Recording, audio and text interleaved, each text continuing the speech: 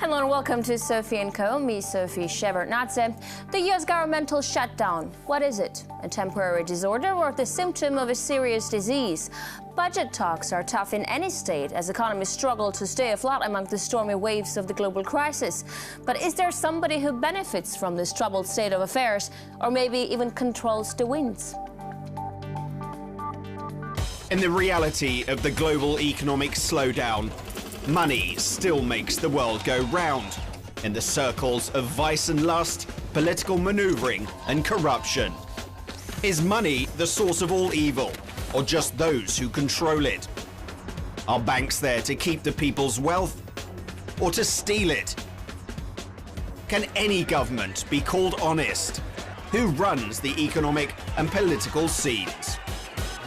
Our guest today is whistleblower Karen Hughes, former senior counselor at the World Bank. Karen, it's great to have you on the show today.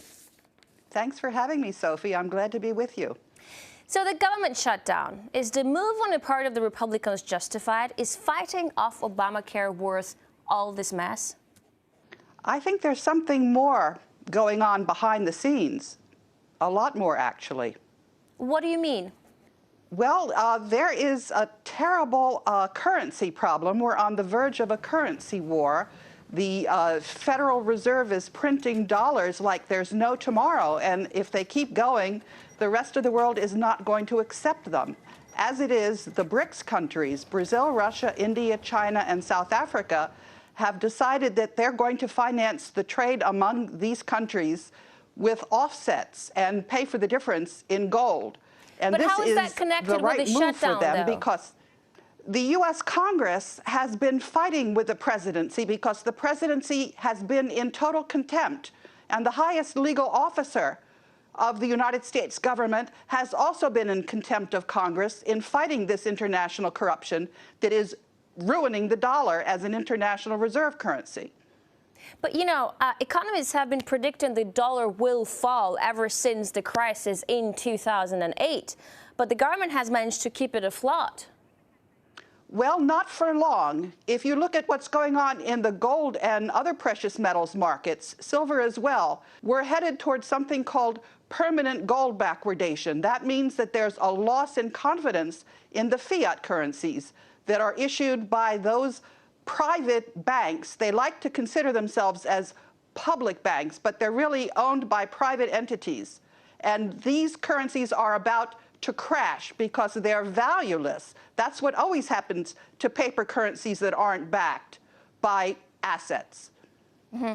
But, well, like you've mentioned, gold backwardation. Gold is often chanted as perfectly safe investment, an alternative to the dollar even. But how come the price of gold is falling? Because of market manipulation. But that can only continue for so long because the central banks are running out of gold and the rest of the world are lining up to buy them. If you want to buy gold today, you have to pay a premium. What they're offering in the future is called a naked short. They don't have the gold to back those offers. That's illegal what they're doing. I will get back to gold in a bit, but for now, I would like to focus on Obamacare. In your opinion, is Obamacare really that crucial for the U.S. economy? What you have is something that's very good for the medical insurers, because most of the other countries that offer medical coverage do this through a single issuer. And that's not what we have here. What we have here is a bill that was drafted by the medical insurance companies. It's not good for this economy. It never was. But why? Why do you say it's not good? Because what's happening is the workers that worked full-time are being put deliberately on part-time basis so that the companies can avoid giving them medical insurance coverage under the provisions of the law. Mm-hmm. You know, this Obamacare thing, I've heard it many times being compared to socialism, communism sometimes even. Do you trace the resemblance? That's just because the mainstream media, when they report about what's going on, are doing it by telling lies and anything that's good for the powers that be. The mainstream media is completely owned and controlled by the same companies, private companies that own the Federal Reserve System. Most of the American citizens are clueless about the corruption that's rifling their economy. But just to make sure, are you saying that everything about Obamacare is bad? Or are there good things about it? No, of course there are good things about it, but the problem is that the people that wanted to get a decent coverage were not given the tools. They were not given the equipment. They were not given the press coverage, the honest press coverage that a society needs to enact just legislation. Their congresspeople are all bribed by these corrupt forces. So and the American citizens have zero confidence in their Congress. So at this point, you side with the Republicans for blocking the Medicare? I'm not siding with Democrats or Republicans because both of those parties have been co-opted by this terrible corrupt force that I'm talking about. What we have right now is Americans being forced to get health insurance. How does that go with their love of liberties and freedom of choice? It's not so much a question of being forced. You have to look at those parts of the society that have been thrown under the bus, the uneducated children who are not given a superior education like we used to have. We are a society that is giving short shrift to the people that need us. I'm not saying that we ignore the health needs of our country.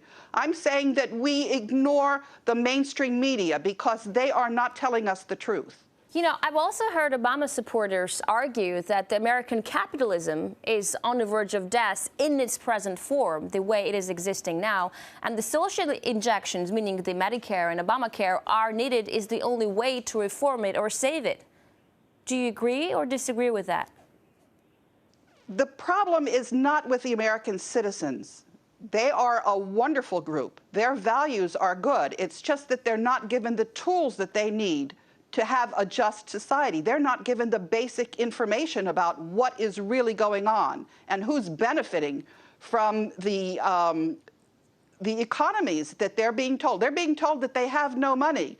They have taken an entire city, Detroit, and declared it bankrupt, when what's actually happening is their tax dollars are not even staying in their society. Their tax dollars are going by treaty to the United Kingdom, and then they're being transferred to the Vatican, to the Bank of the Vatican. This is not a society that's going to be sustainable on any basis, for any reason.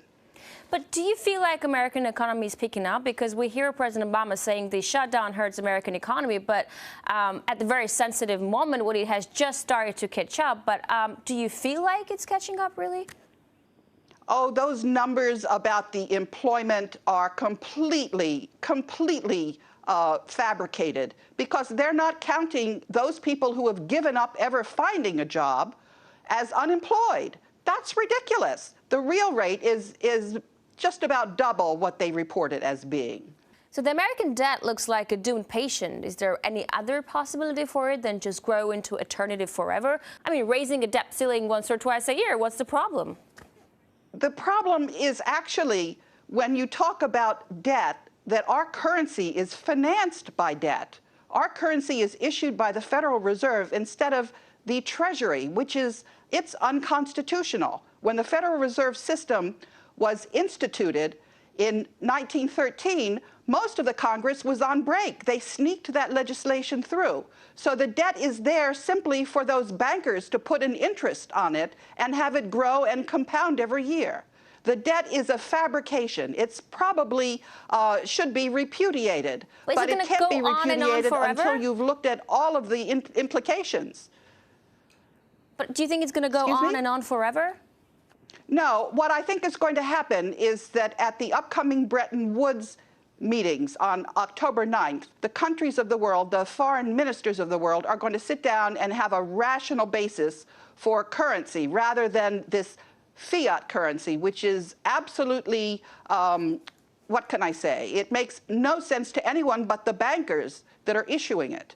So when you look at the concept of the debt, it's much more than just borrowing money, right? It makes you controllable. For example, in the case of the U.S., who controls it? You mean the big corporations or countries like China and Japan who control large chunks of the debt? Well, that's a very good question, and fortunately, some mathematicians at the Swiss Federal Institute of Technology have given us a very precise answer. They did a study of who owns and controls the companies on the capital markets, 43,000 companies. And they found out that there's a secret super entity, they call it, that owns 60% of the earnings every year and 40% of the assets. They did this by putting the same people on the boards of these companies. So they have 10 times the economic power that they're entitled to. And they thought no one would catch them at it. This is a huge conglomerate that has been rigging the LIBOR prices. It's been rigging all of the commodities prices. It's been trading in the securities markets with insider information. It has got to be stopped. It also bought up all the media and has been lying to people deliberately. This is going to stop. So just to answer my question, the government is controlled by the conglomerate or the corporations rather than countries that are up and coming economically, right? So why haven't these corporations or conglomerate, as you call it, been caught? Why is nothing changing? That's the whole point about it. They like to think they're in control, but they're not. They're not above the law. And we citizens know exactly what they're up to. We've been working on this problem.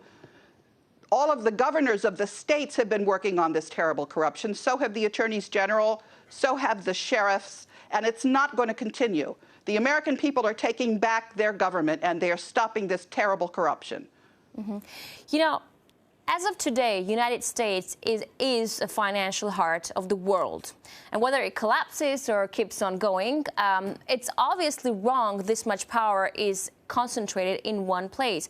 Asia is a rising monster right now. Could it be that stealing his financial role from the U.S.? Do you think China, for example, could steal its financial role from the United States? Or are they also controlled by the same financial elite you're mentioning? Well, I can tell you that the Jesuits have a very strong stranglehold